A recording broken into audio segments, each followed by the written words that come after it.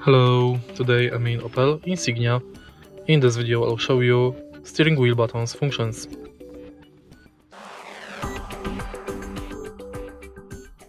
In the beginning, take a look at the left side of the steering wheel.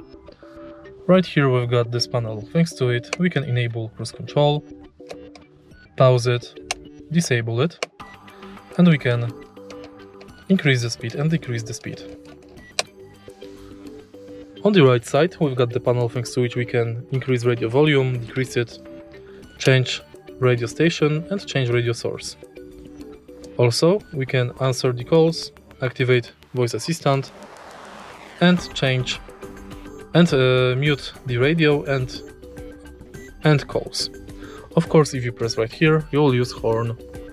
If you find this video helpful, please leave a like, comment and subscribe.